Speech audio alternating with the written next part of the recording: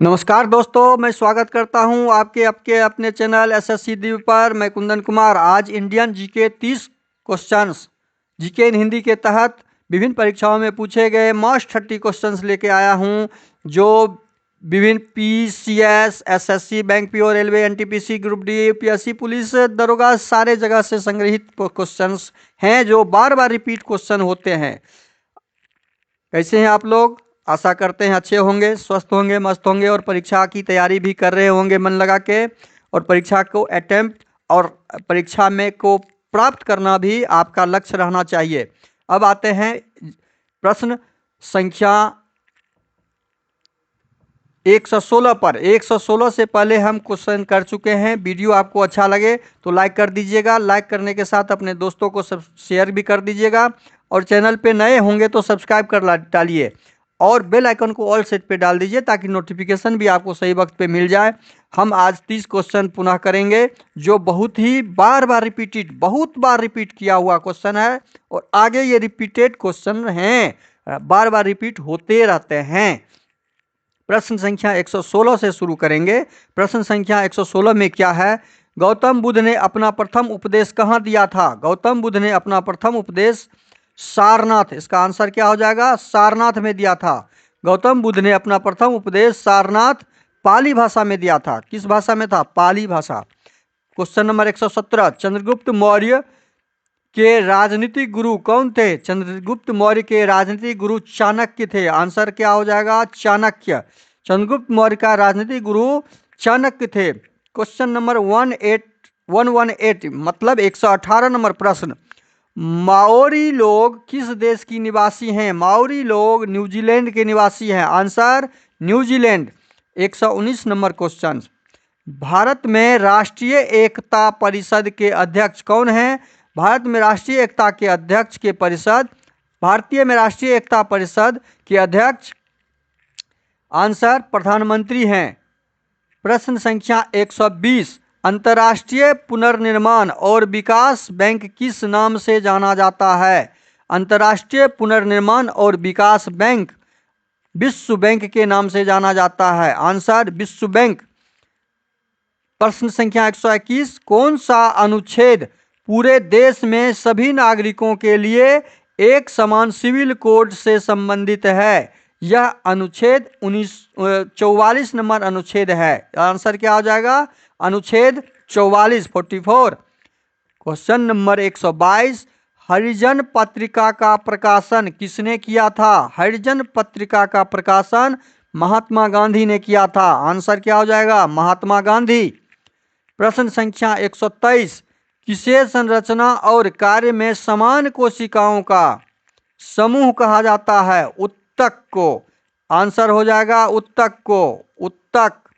प्रश्न संख्या 124, बंगाल के किस गवर्नर ने सरकार की दोहरी शासन प्रणाली की शुरुआत की? बंगाल के किस गवर्नर ने सरकार की दोहरी शासन, द्विआधारी शासन की प्रणाली शुरुआत की थी? यह रॉबर्ट क्लाइव था। रॉबर्ट क्लाइव ने क्या किया था कि राजा के, उस समय के जो भारत में राजा थे, उसे प्रशासन के लिए, खर्च की प्रशासन के लिए राजा को सुपुर्द कर दिया था। और इनकम वाला जितना भी इनकम स्रोत वाला अधिकार था वो अपने पास रख लिया था। और उस समय से ये दोहरी शासन प्रणाली भारत में चली, बहुत दिनों तक चली। उसी के तहत जितना भी भारत का जितना भी धन था वो यहाँ से इंग्लैंड भेज दिया। वसूल के टैक्स के रूप में टैक्स लगाते रहा, लेकिन शासन करवाता था वो पुलिस प्रशासन या जो भी शासन रखता था, शासन व्यवस्था वहाँ के राजा के हाथ में दे दिया था। और उस व्यवस्था में अपना सैनिक डाल दिया था। सैनिक का खर्च राजा से करवाता था, लेकिन सैनिक का वर्क लेता था रॉबर्ट क्लाइव। अब आते हैं 125 नंबर प्रश्न पे, भारतीय अर्थव्यवस्था पर सांख्यिकी की पुस्तिका हैंडबुक कौन प्रकाशित करता है? भारतीय रिजर्व बैंक। आंसर भारतीय reserve bank. Question number 126, Samajwadi शब्द को भारतीय संविधान की प्रस्तावना में कब जोड़ा गया? समाजवादी शब्द को भारतीय संविधान की प्रस्तावना में 1976 ईस्वी को जोड़ा गया। इसका आंसर हो जाएगा 1976 ईस्वी। जनसंख्या की दृष्टि से दक्षिण अमेरिका का सबसे बड़ा देश? Answer Brazil. जनसंख्या की दृष्टि से सबसे बड़ा देश दक्षिण अफ्रीका का ब्राजील है। प्रश्न संख्या 128, लोकसभा का पीठासीन अधिकारी होता है? लोकसभा का पीठासीन अधिकारी लोकसभा अध्यक्ष होता है। आंसर लोकसभा अध्यक्ष। प्रश्न संख्या 129, किस झील को एकमात्र तैरती झील भी कहा जाता है? यह लोकटक झील। आंसर लोकटक झील को तैरती झील का भी नाम दिया गया है। क्वेश्चन नंबर 130, 1798 ईस्वी में ब्रिटिश भारत में सहायक गठबंधन प्रणाली की शुरुआत किसने की थी? ब्रिटिश भारत में लॉर्ड बेलजली ने की थी। आंसर हो जाएगा लॉर्ड बेलेजली। लॉर्ड बेलेजली। क्वेश्चन नंबर 131, उपभोक्ता संरक्षण अधिनियम कब पारित किया गया? उपभोक्ता संरक्षण अधिनियम 1986 ईस्वी में पारित हुआ। इसका आंसर हो जाएगा 1986। क्वेश्चन नंबर 132, भारतीय संविधान के किस अनुच्छेद में संवैधानिक उपचार का अधिकार शामिल है? यह अनुच्छेद 32 में है। इसका आंसर हो जाएगा अनुच्छेद 32। प्रश्न 133, नई सार्वजनिक वितरण प्रणाली आरपीडीएस की शुरुआत किस वर्ष की गई थी? यह 1992 ईस्वी में की गई थी। इसका आंसर होगा 1992। प्रश्न संख्या 134, भारतीय खेल प्राधिकरण SAI की स्थापना कब की गई है? यह 1984 ईस्वी में की गई। इसका आंसर 1984। हम 2 बार रिपीट इसलिए कर रहे हैं कि आपको याद भी करवाना है और दिमाग में रखना भी है, बैठवाना भी है, इसलिए इसे हम 2 बार रिपीट कर रहे हैं साथ साथ। अब हम आते हैं क्वेश्चन 135 में, कौन लिबरेटर ऑफ इंडियन प्रेस के रूप में जाना जाता है? सर चार्ल्स मेटकॉफ का जो है नाम लिबरेटर ऑफ इंडियन के प्रेस के रूप में जाना जाता है। इसका आंसर हो जाएगा सर चार्ल्स मेटकॉफ। प्रश्न संख्या 136, 1873 ईस्वी में सत्य शोधक समाज, सत्य खोजने वाला समाज की स्थापना किसने की? ज्योतिबा फूले। किसने की? इसका आंसर हो जाएगा ज्योतिबा फूले। क्वेश्चन नंबर 137, लुक्का मैड्रिड किस देश की फुटबॉल टीम से जुड़ा था? लुक्का मैड्रिड क्रोएशिया से जुड़ा हुआ था। आंसर क्रोएशिया देश से। प्रश्न 138, प्रथम गोलमेज सम्मेलन के समय भारत का वायसराय कौन था? प्रथम गोलमेज सम्मेलन के समय भारत का वायसराय लॉर्ड इरविन था। आंसर हो जाएगा लॉर्ड इरविन। प्रश्न संख्या 139, पुस्तका ए सोचरी इज नॉट इनफ किसने लिखी? सौरभ गांगुली ने लिखी। सौरभ गांगुली ने लिखी। आंसर सौरभ गांगुली। प्रश्न संख्या 140, आधुनिक जीवाणु विज्ञान के जनक कौन हैं? संसार। ये गलत टाइपिंग हो गया। आधुनिक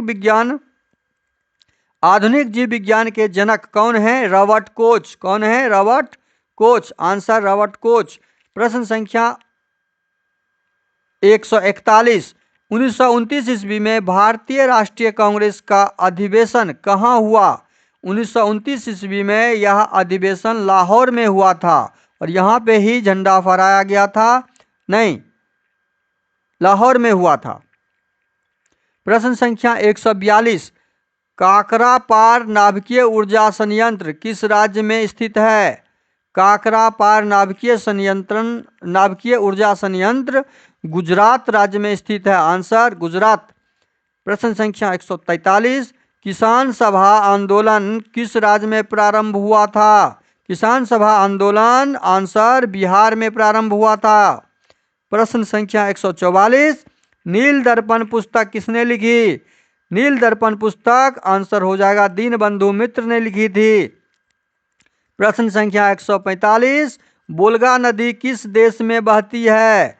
आंसर रूस देश में बहती है।